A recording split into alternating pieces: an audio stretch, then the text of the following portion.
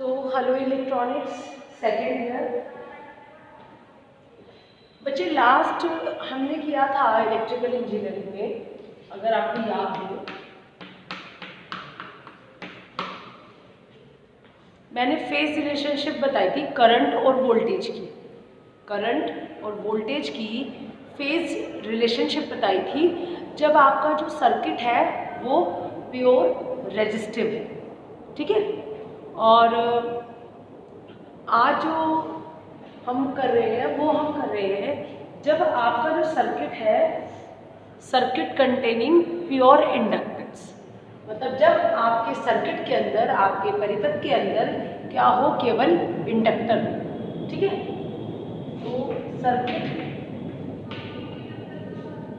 Containing, ये short में लिखा है, circuit containing pure inductance, pure inductance, circuit containing pure inductance. ठीक है बच्चों, आ रही मेरी बात समझ? चलिए देखिए, सर्किट कंटेनिंग प्योर इंडक्टेंस। तो सर्किट कैसे बनेगा पहले उसको देख लेते हैं। सर्किट आपका बनेगा, ये तो आपने जैसे प्योर रेजिस्टिव में किया था, आपने यहाँ पे एक एसी सोर्स जोड़ा था। ठीक है, जिसकी वोल्टेज है Vm sin ओमेगा t। ठीक है। सर्किट क्या है? Pure inductive. तो आप क्या करेंगे, केवल इस सर्किट में इंडक्टेंस आपकी क्या हो जाएगी, कनेक्ट हो जाएगी। ठीक है। ये L है, L से रिप्रेजेंट करते हैं इंडक्टर को, और इसके अक्रॉस जो वोल्टेज है दैट इज Vn। ठीक है बच्चे। तो इसके बारे में कुछ चीजें हैं, जरा आप सुनिएगा। प्योर इंडक्टिव सर्किट एक ऐसा सर्किट होता है जिसके अंदर केवल इंडक्टेंस होती है। जैसे रेजिस्टिव के अंदर क्या होता है कि आपका प्योर एक रेजिस्टर होता है केवल, और कैपेसिटेंस के अंदर क्या होता है, कैपेसिटेंस के अंदर, उसके अंदर केवल एक कैपेसिटर होता है। ठीक है। क्योंकि इसके अंदर सिर्फ एक इंडक्टर है, तो ये एक प्योर इंडक्टर सर्किट होता है जिसमें कैपेसिटर और रेजिस्टर कनेक्टेड नहीं है। ठीक है। अब जो आपका ये इंडक्टिव है, इसको हम इंडक्टर की जगह इंडक्टिव कॉइल भी कह सकते हैं, प्रेरक कुंडली भी हम इसको कह सकते हैं। तो लैमिनेटेड आयरन कोर पर, परतदार लोहे के क्रोड पर, ठीक है, लैमिनेटेड आयरन कोर के ऊपर मोटे विद्युत रोधी तांबे को अगर हम लपेट दें, ठीक है, मतलब अगर आपका तांबा है, कोई तांबा है, और जैसे ये आपका लैमिनेटेड आयरन कोर है, आपका ये कोर है, ठीक है, लोहे का टुकड़ा है, इस पर लैमिनेटेड है, जो परतदार है, कई सारी परतें लगी हुई है, इसके ऊपर अगर आप तांबे की कॉइल को ऐसे ऐसे लपेट दें, धागा लपेट देते हैं, तो वो क्या हो जाएगा, वो आपका इंडक्टर ही हो जाएगा। ठीक है।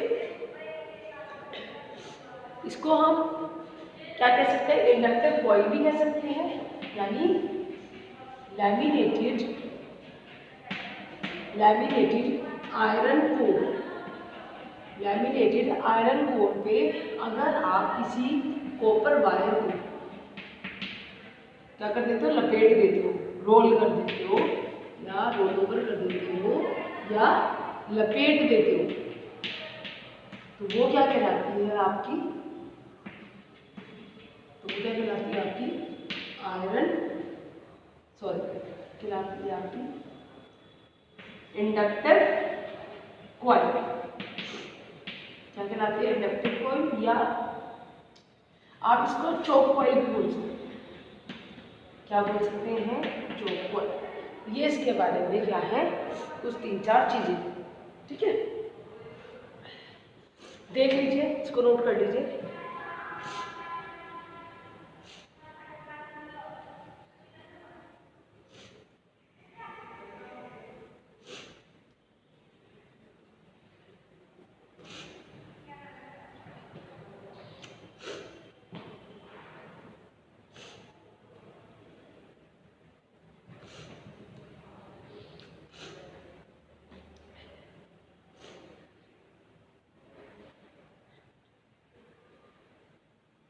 ठीक है बच्चों, चलिए आगे चलते हैं।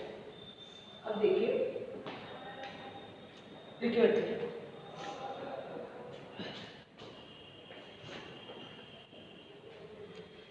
अब बच्चे इसके अंदर देखिएगा, जैसे इसके अंदर अब जो है, क्योंकि हमारा जो ये अप्लाइड वोल्टेज है, ठीक है, अप्लाइड एसी सोर्स है, ये एसी फॉर्म आपको दिखाई दे रहा है, जो अप्लाइड वोल्टेज है, ये जो एसी सोर्स है आपका, ये क्या है, ये ऑल्टरनेटिंग है, प्रत्यावर्ती है, मतलब जो बार बार चेंज हो रहा है। क्या हो रहा है? चेंज हो रहा है, प्रत्यावर्ती है, प्रत्यावर्ती, या आप कह सकते हैं एसी ऑल्टरनेटिंग। ऑल्टरनेटिंग का क्या मतलब है? जो बार बार चेंज हो रहा है। प्रत्यावर्ती का जो बार बार चेंज हो रहा है, ठीक है। तो प्रत्यावर्ती इस ऑल्टरनेटिंग करंट द्वारा वोल्टेज अप्लाई करोगे, यहाँ से करंट फ्लो होनी शुरू होगी, और इस सोर्स की जो करंट होगी वो क्या होगी? ऑल्टरनेटिंग होगी, क्योंकि एसी सोर्स है ना, तो ऑल्टरनेटिंग करंट जनरेट होगी।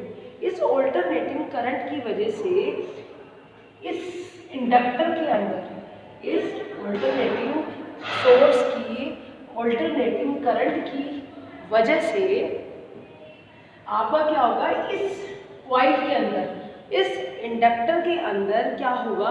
एक क्या हो जाएगा? Magnetic field.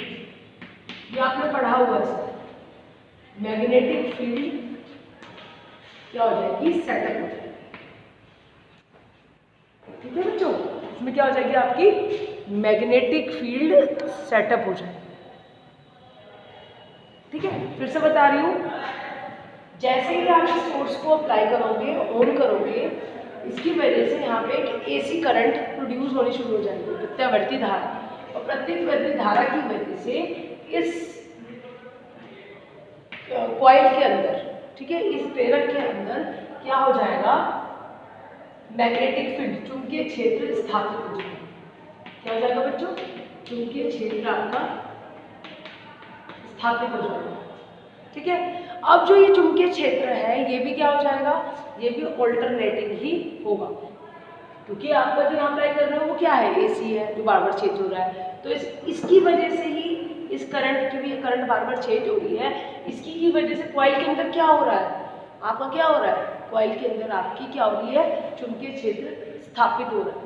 तो जब चुंबकीय क्षेत्र इसमें स्थापित होगा, तो ये चुंबकीय क्षेत्र भी क्या होगा? क्योंकि ये फ्लक्चुएट एसी की वजह से है, तो वहाँ पर जो चुंबकीय क्षेत्र, जो मैग्नेटिक फील्ड आपकी स्थापित होगी, वो मैग्नेटिक फील्ड क्या होगी?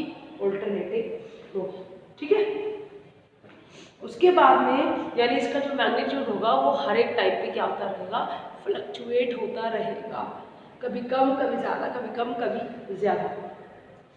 अब जब भी किसी सर्किट से लिंक्ड, जब भी किसी सर्किट से कनेक्टेड चुंबकीय फ्लक्स परिवर्तित होता है, जो चुंबकीय फ्लक्स मैंने अभी आपको, ये चुंबकीय क्षेत्र है, तो इस चुंबकीय क्षेत्र की वजह से, यानी चुंबकीय फ्लक्स आपको पता है क्या है ना? बल रेखाओं के बहने वाली संख्या, क्या चुंबकीय फ्लक्स है। 5 वोल्ट क्या होता है? BA होता है ना, पता है ना, एक पर्टिकुलर एरिया से बहने वाला। ठीक है, तो आपका, तो जब भी किसी सर्किट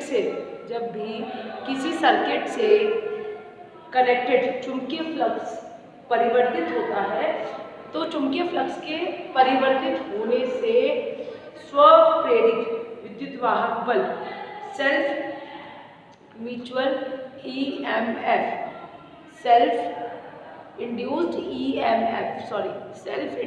EMF, चुंबकीय स्वप्रेरित विद्युत वाहक बल आपका क्या हो जाता है? प्रेरित हो जाता है।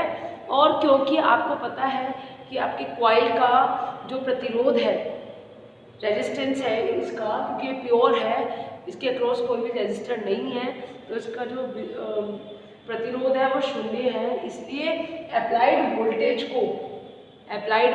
को केवल इस स्वप्रेरित विद्युत वाहक बल को ही क्या करना है? विरोध करना है। इसलिए प्रत्येक क्षण प्रत्येक विद्युत वाहक बल, प्रयुक्त अप्लाइड विद्युत वाहक बल स्वप्रेरित विद्युत वाहक बल के ही बराबर होगा। ये मैं अभी आपको जरा और अच्छे से समझाती हूँ। ये तो नोट हो गया होगा आपका, फिर से देखिए। देखो बच्चे,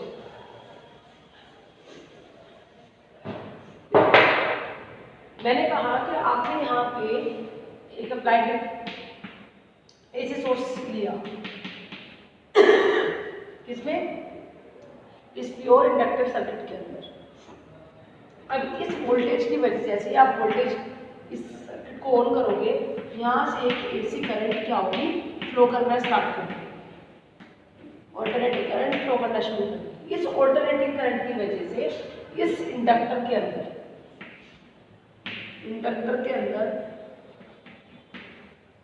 चुंबकीय क्षेत्र स्थापित हो जाएगा, magnetic field. Magnetic field will be produced। ठीक है, आपने एसी सोर्स को ऑन किया, वोल्टेज अप्लाई की, इसकी वजह से इसके अंदर क्या होगी? करंट फ्लो होनी शुरू हो जाएगी और इस इंडक्टर के अंदर इसके ऑल्टरनेटिंग करंट के प्रत्यावर्ती धारा के कारण बहने के कारण, प्रत्यावर्ती धारा के बहने के कारण इंडक्टर के अंदर, इस प्रेरक के अंदर एक चुंबकीय क्षेत्र स्थापित हो जाएगा, मैग्नेटिक फील्ड प्रोड्यूस्ड। और ये जो मैग्नेटिक फील्ड है, ये भी क्या होगी बच्चों में? एसी ही होगी, ऑल्टरनेटिंग ही होगी, मतलब बार बार यानी प्रत्यावर्ती होगा। तो जो चुंबकीय क्षेत्र स्थापित हो रहा है इस इंडक्टर के अंदर, वो भी क्या होगा? ऑल्टरनेटिंग होगा। इसका मतलब कि हर एक समय पर, हर एक टाइम पर आपका जो चुंबकीय क्षेत्र है वो बार बार क्या होता रहता है? परिवर्तित होता रहेगा, वो कांस्टेंट नहीं रहेगा, किसी समय पे ज़्यादा, किसी समय पर कम। ठीक है, और जब भी किसी सर्किट से जुड़ा हो, जब भी किसी सर्किट के अंदर चुंबकीय फ्लक्स परिवर्तित होता है, जब भी चुंबकीय फ्लक्स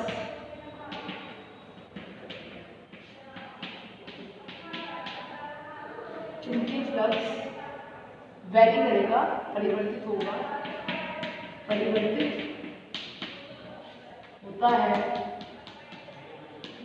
चुंबकीय फ्लक्स परिवर्तित, क्योंकि चुंबकीय क्षेत्र परिवर्तित हो रहा है ना। चुंबकीय क्षेत्र क्या होता है? B मल्टीप्लाई बाई A क्या होता है? फ्लक्स। उस एरिया से बहने वाले चुंबकीय बल रेखाओं की संख्या को फ्लक्स कहते हैं।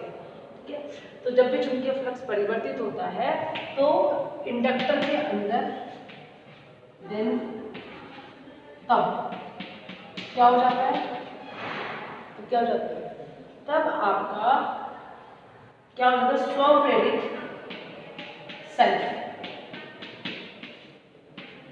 सेल्फ इंडक्टिव, ठीक है, सेल्फ इंडक्टिव EMF, विद्युत वाहक बल आपका क्या हो जाता है? स्थापित हो जाता है। ये चीज आपको समझनी है। ठीक है, विद्युत वाहक बल आपका स्थापित हो जाएगा। इसका मतलब कि ये जो अप्लाइड वोल्टेज V है, इसको हर बार केवल इस VL के बराबर ही क्या करना है? इसको नलिफाई करने के लिए, मतलब आपने जो है करंट किया उसे पास करने के लिए जितना VL यहाँ पे है उसका ही क्या करना है? विरोध करना है। तो इसका कहने का मतलब ये हो गया कि हर एक समय पर आपका अप्लाइड वोल्टेज और आपका क्या? VL, ठीक है, आपका विद्युत वाहक बल और आपका अप्लाइड वोल्टेज हर एक समय पे एक दूसरे के बराबर होगा, क्योंकि इंडक्टर का कोई भी क्या नहीं है? कोई भी प्रतिरोध नहीं है, तो हर बार ये इसके बराबर। समझ आ रही मेरी बात? क्लियर है?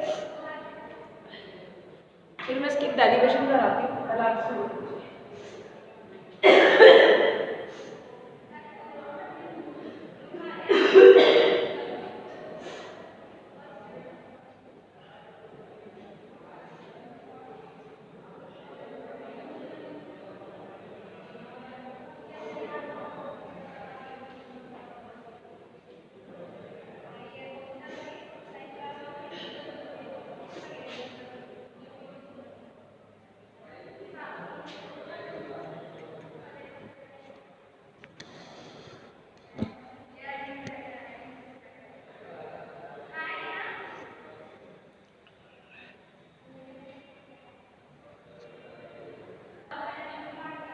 अब इसके बाद देखते हैं हम डेरिवेशन।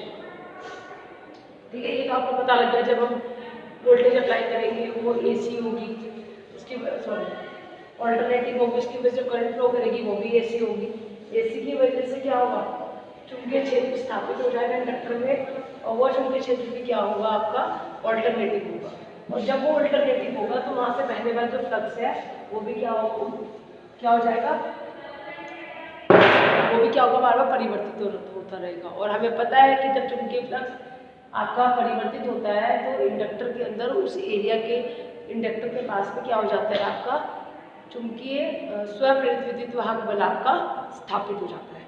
ठीक है बच्चे, देखिए नेक्स्ट देखिए, इसी के अंदर मैं आगे आपको करवा रही हूँ।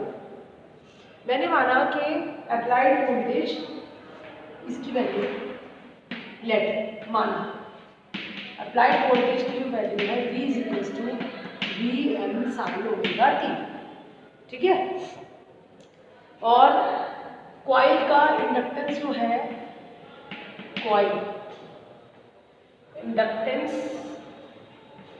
क्या है आपका, मैंने माना ये है L, ठीक है, कॉइल इंडक्टेंस माना L और की वैल्यू 0 हेनरी, ठीक है,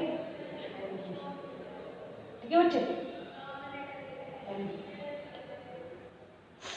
अब देखिएगा हर एक क्षण पर आपकी जो हर एक क्षण पर आपकी क्या वैल्यू है, V equals to minus E, ठीक है, तो ये माइनस, ये आपने उसमें पढ़ रखा है, मैंने इलेक्ट्रिकल इंजीनियरिंग में पढ़ाया था, विद्युत वाहक बल है ना, स्वप्रेरित विद्युत वाहक बल, तो माइनस ही आता है, लेंज के नियम हमें पता भी है, ठीक है, इसकी वैल्यू क्या होती है प्लस L, क्योंकि minus L D I upon D T होता है, इससे अपोजिट होता है ये माइनस E, तो इस माइनस इसकी में जो बहने वाली वोल्टेज है EMF है वो अपोजिट डायरेक्शन में होगी इसके, ठीक है, इससे तो मैंने क्या किया, इसको माइनस E कर दिया, ठीक है, और फिर E की जो वैल्यू रखोगे तो क्या आ जाएगा, minus L D I upon D T, तो ये माइनस माइनस क्या हो जाएगा, प्लस हो जाएगा, D I upon D T.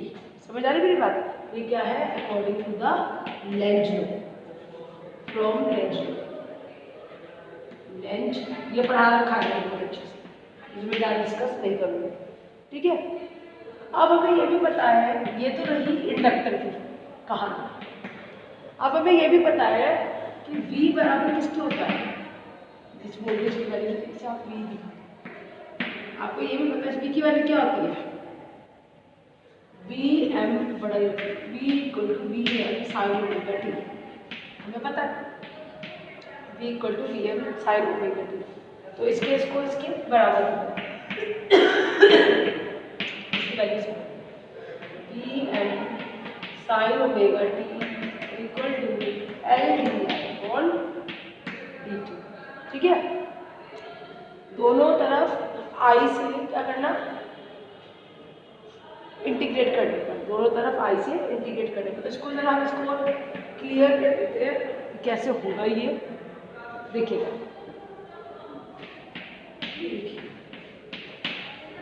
D I equal to ये बी अपॉन एल इधर चला जाएगा, D M upon D M ये एल इसमें चला गया, डी टी इधर चला गया, तो इधर क्या बच गया, सिर्फ D I, D M upon L sine omega T D T, sine omega T D T, ठीक है। उसके बाद आपको क्या किया है, दोनों तरफ का इंटीग्रेशन ले लिया, इधर से दोनों तरफ का आई के रिस्पेक्ट, ठीक है, रिस्पेक्ट ऑफ आई इसका लेने पर भी क्या आ जाएगा, डी एक्स का क्या होता है एक्स, डी एक्स का क्या होता है एक्स, तो देखिएगा